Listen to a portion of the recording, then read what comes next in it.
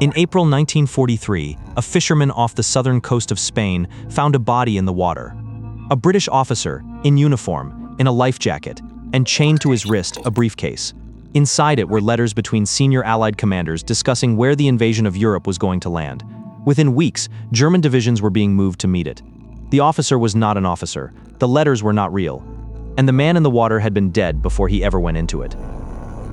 None of the 4 stories in this video are about stealing a secret. Every one of them is about getting somebody powerful to believe something. In 1943, the Allies were about to invade Sicily. The problem was that everybody knew it. Sicily sits in the middle of the Mediterranean. Churchill reportedly said that anybody but a fool could see it was the target. So British intelligence set out to convince the Germans that the obvious answer was wrong. The plan was to give them a dead man carrying the truth. They obtained a body, dressed it in the uniform of a Royal Marines major, and invented a person to go with it. His name was William Martin.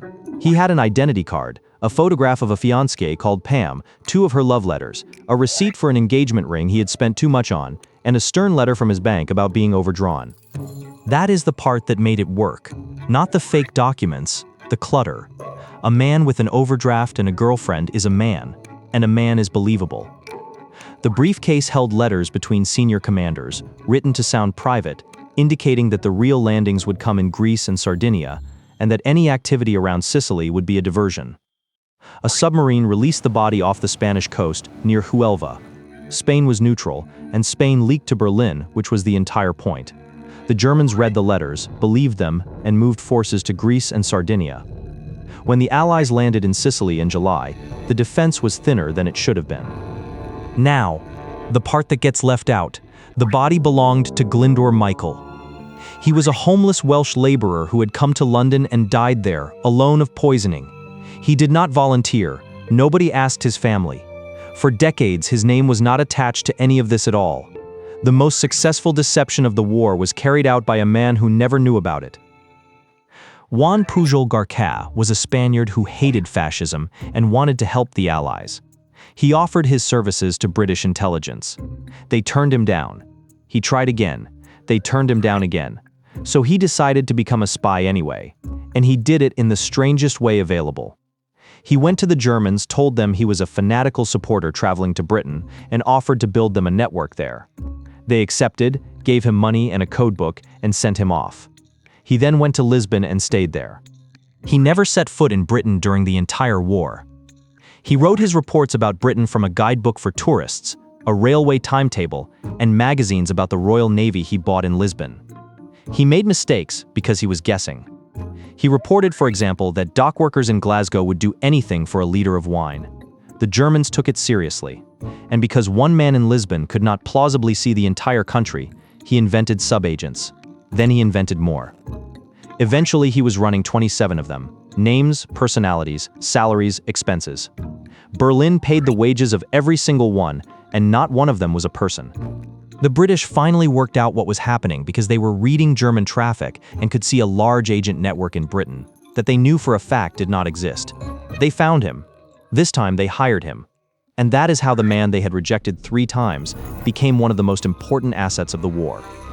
In the run-up to D-Day, his reports were used to sell the Germans a lie that the real invasion would come at Calais and that Normandy, when it happened, was the diversion. They believed him. German armor that could have gone to Normandy stayed where it was, waiting for an attack that was never coming. He finished the war holding a German Iron Cross and a British MBE. Both sides decorated him, only one of them knew what for. Both of those were run from a safe distance, a body in the water, a man at a desk in a neutral country. Nobody in either story was ever in the room with the enemy. The next 2 were. And the last one isn't like the other 3 at all. Virginia Hall was from Baltimore, Maryland. She wanted to be a diplomat, and she applied to the American Foreign Service repeatedly and was turned down every time. Part of the reason was that she had lost her left leg below the knee in a hunting accident, her own gun, her own foot, and walked on a prosthetic. She called it Cuthbert. So in 1941, she went to work for the British instead, and they sent her into occupied France. She lived in Lyon undercover as a journalist. What she actually did was build the machinery of resistance from nothing. Safe houses, couriers, drop points, escape lines for downed airmen, supply routes for weapons. When agents were captured, she organized getting them out. The Germans knew someone was doing this. They did not know who, but they knew there was a woman with a limp at the center of it. And hunting her became a priority for the Gestapo in Lyon. By late 1942, the net was closing, and she had to leave the country. The only route out was over the Pyrenees, on foot in November. 50 miles of mountain, snow, days of walking, at altitude, on a prosthetic leg that was never designed for it. There's a story, often retold, and hard to pin down, that she radioed London to say Cuthbert was giving her trouble. And London, not knowing what Cuthbert was, replied that if he became a problem, she should eliminate him. She got over the mountains. And then, in 1944, she went back. This time working for the Americans, ahead of D-Day, to coordinate resistance groups in central France. She changed her appearance completely, dyed her hair gray, wore layers of shapeless clothing, learned to shuffle to disguise her walk, and moved through the countryside as an elderly peasant woman herding goats, with a radio hidden in the farm buildings she stayed in. The most wanted Allied operative in France spent the last year of the war walking past German soldiers who did not look twice at her. She received the Distinguished Service Cross, the only civilian woman awarded it during the entire war. Everything so far has been about making an enemy believe something. This one is the other way round. Kim Philby was recruited by Soviet intelligence in the 1930s while he was a young man out of Cambridge. He was one of several.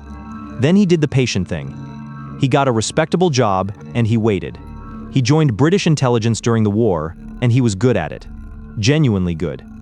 He was clever, charming, sociable, well-connected, exactly the sort of person the service was built to promote, so it promoted him.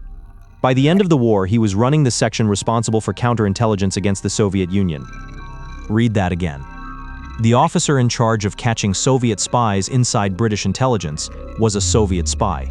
He was, in effect, investigating himself and writing the reports. Later, he was posted to Washington as liaison with American intelligence, which gave him access to a great deal more than his own country's secrets. The cost of this is not really measurable, but one part of it is known. Operations were run in which agents were parachuted into Eastern Europe to work against Soviet control. Philby knew the plans. The people who went in were being waited for by the time they landed. When two of his associates defected to Moscow in 1951, suspicion turned to him. He was pushed out of the service, and then 4 years later, publicly cleared. A government minister stood up in Parliament and said there was no evidence against him. Philby gave a press conference in his mother's living room, calm and slightly amused, and denied everything. He was believed. He went on working, loosely, as a journalist in Beirut. In 1963, the evidence finally became undeniable, and he disappeared. He surfaced in Moscow. He lived there for another 25 years. He was given a medal and an apartment, and by most accounts, he was not especially happy. Everyone in this video succeeded by being believed. Philby is the one who shows you what that actually costs, because the people who trusted him were not fools. They were careful, professional, and completely certain. Mincemeat worked because the Germans already suspected Greece and were handed a reason. Garbo worked because German intelligence badly wanted to believe it had a man inside Britain. Virginia Hall walked past soldiers who had a description of her because an old woman with goats was not what they were looking for, and Philby worked because he was exactly what everyone around him expected a British intelligence officer to be. Which is the uncomfortable part. None of these people were caught out by carelessness. They were let through by people who were paying close attention and were looking for the wrong thing. And if you want to see what happens when an army believes the wrong thing without anyone even trying to trick them, that one's on the screen now.